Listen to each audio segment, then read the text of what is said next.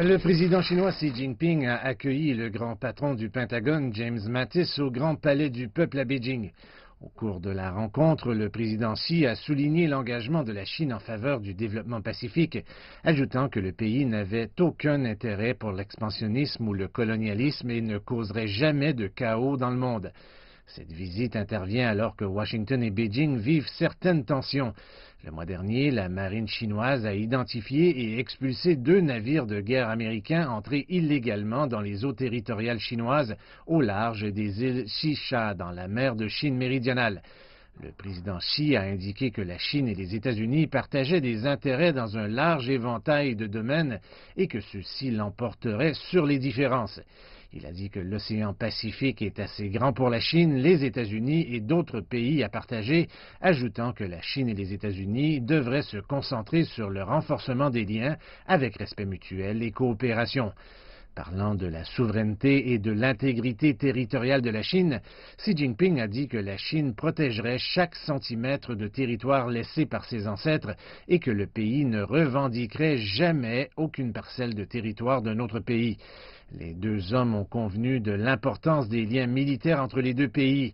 Le président Xi dit que les liens militaires font partie des relations bilatérales et devraient agir comme une force de stabilisation dans la façon dont les 2 pays traitent les uns avec les autres. James Mattis a accepté d'améliorer la communication sur la stratégie, ajoutant que les liens militaires deviendront l'élément stratégique des relations bilatérales.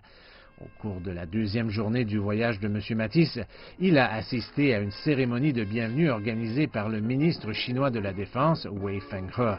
Le ministre Wei a déclaré que la visite du secrétaire Mattis allait renforcer la confiance mutuelle entre les forces armées des 2 pays. Votre visite donnera de nouveaux éléments positifs à la relation entre nos 2 pays et nos 2 forces armées. De son côté, James Mattis a dit qu'il s'attend à trouver un terrain d'entente pour la coopération militaire.